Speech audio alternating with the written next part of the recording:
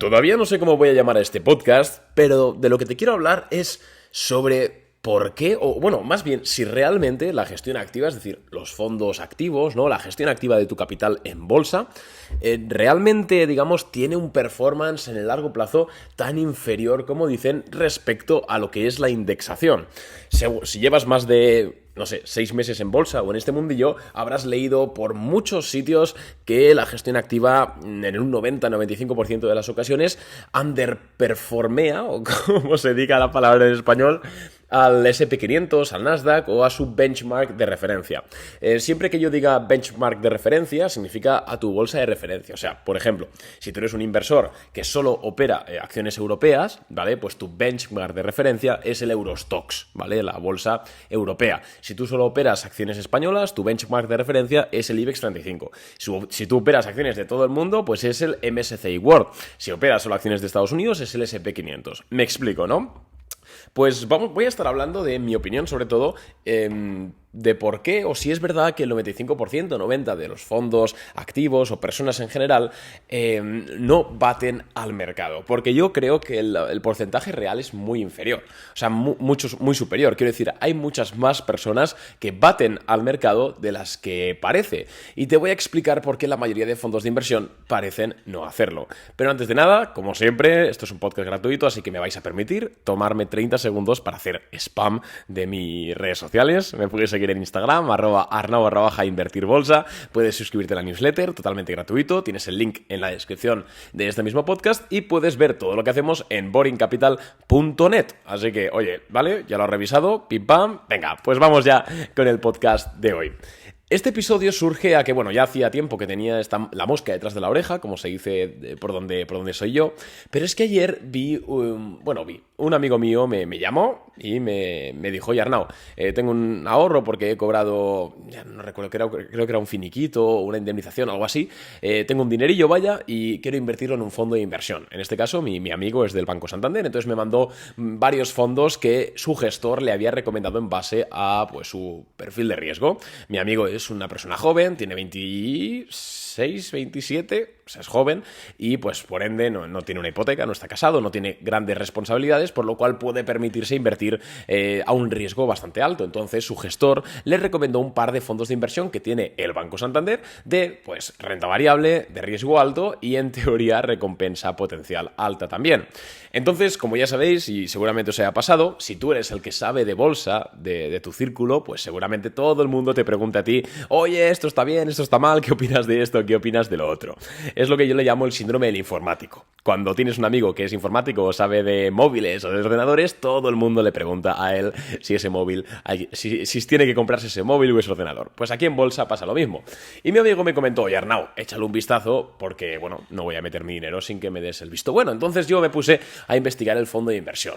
En este caso vi una de las mayores chapuzas que yo he visto en los últimos años, si quitamos a ARK Invest, que eso ya es otro nivel, pero esto es un fondo de inversión del Banco Santander, de la gestora del Banco Santander. Y bueno, básicamente lo puse por redes sociales. Si me seguís en Instagram estáis enterados del tema, y por Twitter creo que por ahí puse un tweet algo menos extenso, pero básicamente es un fondo que lleva un menos 60% desde máximos, invierte en renta variable, pero es que invierte sobre todo en acciones growth cadáver. O sea, sus principales posiciones son The Trade Desk, Snowflake, Uber, que Uber es de las pocas que me gusta que lleva al fondo, y bueno, biofarmacéuticas rarísimas. Bueno, en definitiva, un fondo de inversión de growth investing, pero growth del malo, ¿vale? Del anterior ciclo. Entonces, bueno, yo vi eso, le dije a mi amigo que se alejase de ahí, porque, joder, o sea, al final es un fondo que ha perdido un 60% desde máximos históricos, es un fondo de gestión activa, es decir, que las comisiones eran bastante altas, y encima es que ni siquiera se había recuperado ni un 10%, creo que desde mínimos, cuando el Nasdaq creo que ha subido un 35% desde mínimos. O sea, no tiene ningún tipo de sentido. Y ver ese fondo de mierda, aparte de ponerme a pensar de que la mayoría de gestoras son una estafa directamente, me puse a pensar aquello de: ostras, realmente la mayoría de fondos de gestión activa no superan al S&P 500, porque en este caso este fondo no superaba al S&P 500 y además te cobraba comisiones. Pero es que la mayoría de otros fondos de gestión activa de gestoras tampoco lo superan, y la mayoría de SICAVs tampoco superan al S&P 500. Entonces, ¿por qué? O sea, ¿por qué? Porque luego ves inversores normales que hacen swing trade o que invierten a medio plazo que, joder, pues tienen unas rentabilidades brutales. Y entonces hay mucha gente, o por ejemplo, yo mismo tengo más rentabilidad de media que el S&P 500 en los últimos 7 años. Si no, pues no podría vivir de la bolsa, es lo que tiene. Yo mismo la tengo y esto lleva a mucha confusión de gente, o a pensar que los que decimos que tenemos más rentabilidad me estamos mintiendo, o a pensar que pues es muy complicado y que somos uno entre un millón. Y la verdad es que no.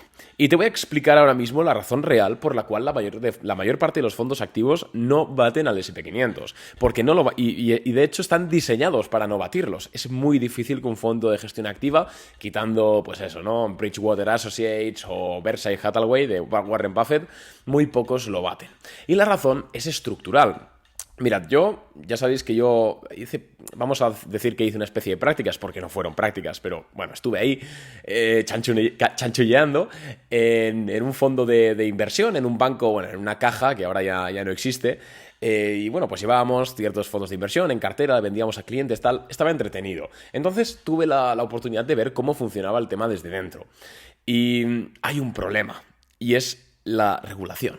Cuando tú tienes un fondo de inversión, aunque seas el mejor especulador del mundo, la propia regulación te impide ser ágil. Y en bolsa, recordemos que una de las cosas principales es la agilidad. O sea, si nosotros tenemos una acción en cartera, por ejemplo, Nvidia, hoy me lo invento, que no la tenemos, pero me lo invento, que tenemos Nvidia en cartera, le ganamos un dinero, tal, no sé qué, pero de repente hoy sale una noticia de que, yo qué sé, van a recortar la producción porque sí, ostras, como inversor particular, ¿qué hago? ¿Qué es lo primero que hago? Coño, pues vender, lo primerísimo que hago.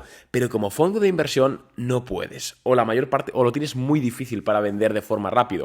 También lo tienes difícil para comprar de forma rápida. Es decir, si nosotros ahora vemos que una acción, pues lo que se rompe una base muy buena, una IPO y si nos gusta y con volumen y buenos crecimientos, yo puedo coger mi ordenador, mandar una orden al broker y comprar las acciones que me dé la gana de esa empresa. Hoy mismo, en minutos. Sin embargo, un fondo de inversión mínimo eso le va a tomar entre 1 y 3 semanas. Y es un lastre. Eres como un monstruo enorme que le cuesta moverse.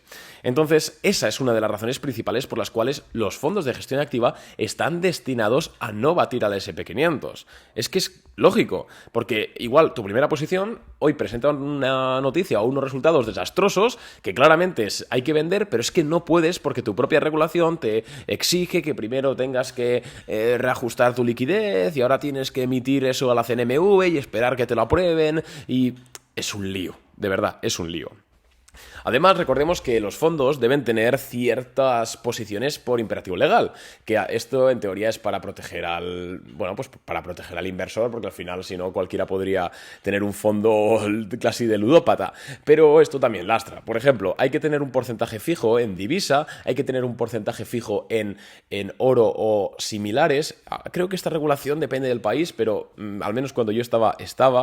No tienes que dar partes de todo lo que haces a la CNMV, tienes que ajustar tu liquidez, tienes que mantener siempre una parte en liquidez, tienes que ajustarte a la liquidez que te dan los participantes.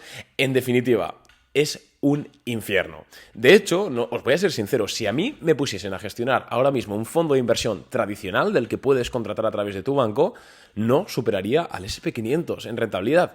Ni de coña. Bueno, igual algún año sí, pero la de media, en 5 años o 10, no lo haría. Te lo digo de verdad. ¿Por qué? Pues por esto, porque mi tipo de operativa se basa mucho en saber reaccionar, que al final es algo muy clave. Y si a mí me impides reaccionar por imperativo legal o por pura burocracia, porque al final es burocracia, pues haces, el resultado es ese, ¿no? Que yo al final, como este fondo del Banco Santander, que a ver, también creo que en este caso es mala praxis por parte de los inversores, pero que tengas acciones cadáveres y las sigas manteniendo ahí. Recordemos además que en los mercados alcistas, pues bueno, como todo sube, pues esto es un poco menos problema.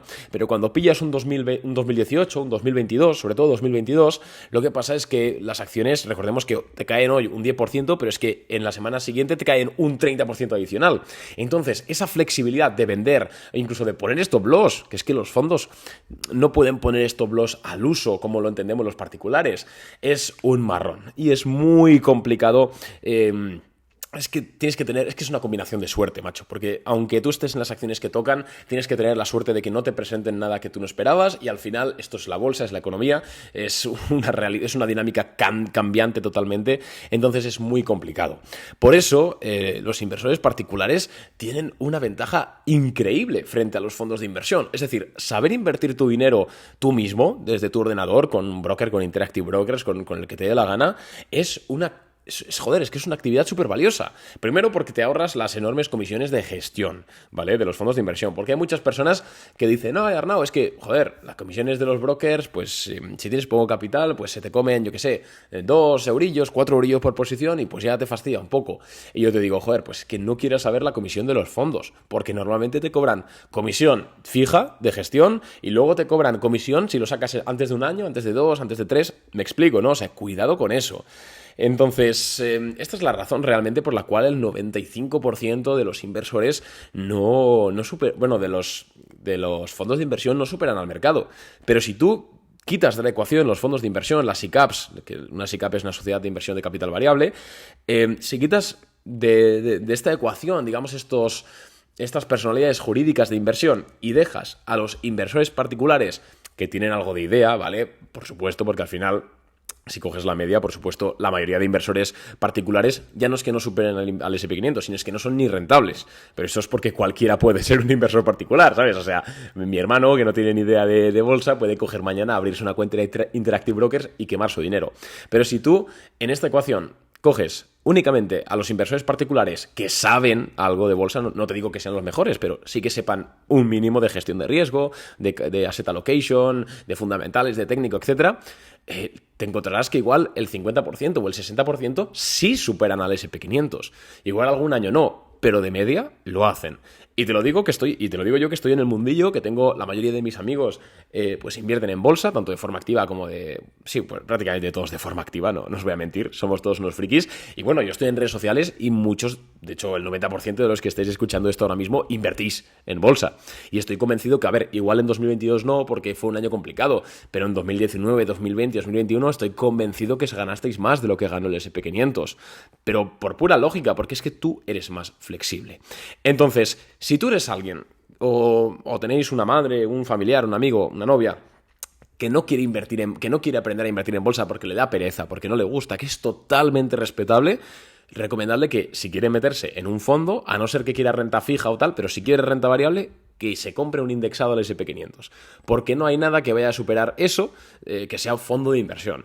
Ahora bien, si a ti te gusta invertir de forma activa, si te gusta gestionar tu capital, si te gusta hacerlo tú mismo con tus propias manos, no te frustres, que no se te meta ese mantra de negatividad en la cabeza de que la mayoría de gente no supera el SP500, porque es mentira. La mayor parte de los inversores particulares que saben de bolsa superan al SP500 y de hecho le doblan o le triplican. De hecho, nosotros en 2020-2021 nuestras rentabilidades fueron de 3 cifras, Obviamente no fueron años normales, ¿vale? No esperéis eso, pero pues fueron años excepcionales que pues duplicamos, incluso triplicamos a nuestro benchmark de referencia. En 2019 también lo hicimos mejor que el SP500, no a triple cifra, pero bastante bien.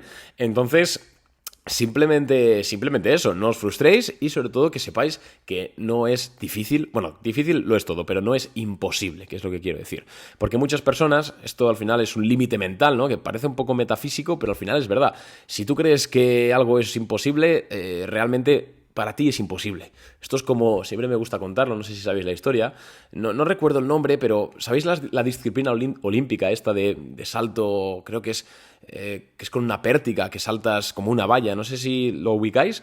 Pues bien, se ve que hace unos años había como un estilo único para hacer ese salto, ¿vale? Todo el mundo saltaba de la misma forma y el récord mundial era X y nadie había superado, lo había superado y de hecho se creía que era imposible, humanamente imposible superar eso. Sin embargo, llegó un tío un día y cambió la técnica con la que hacía el salto, ¿vale? Saltó de una forma distinta. ¿Qué pasó? Que boom, reventó el récord. Y lo más interesante viene ahora, y es que en los años posteriores ese récord se rompió multitud de veces. Es decir, realmente lo que se rompió fue no el récord, sino la barrera mental de no es imposible. Pues aquí en bolsa, salvando las distancias y salvando que he contado la historia un poco mal, pues es lo mismo. No pienses que es imposible porque no lo es. Entonces, nada más que comentar hoy. Hoy, de hecho, el mercado abre, así que tenemos acción. Nos vemos a las 3:30 en Instagram, en redes sociales, por todos lados, en la newsletter. Ya lo sabéis, comentaremos el mercado. Y, pues, si quieres hacerte cliente de Boring Capital, en boringcapital.net tienes toda la información para hacerlo. Por cierto, ya con esto me callo. Vamos a quitar el tema de la prueba gratuita de 7 días, porque la verdad es que no está funcionando a nivel comercial y la vamos a quitar. Entonces, si quieres aprovechar los últimos días o semanas, no sé cuándo la vamos a quitar, pues en boringcapital.net puedes aprovechar esto antes de que lo quitemos. Así que nada más, un abrazo y nos vemos en el siguiente podcast. Adiós.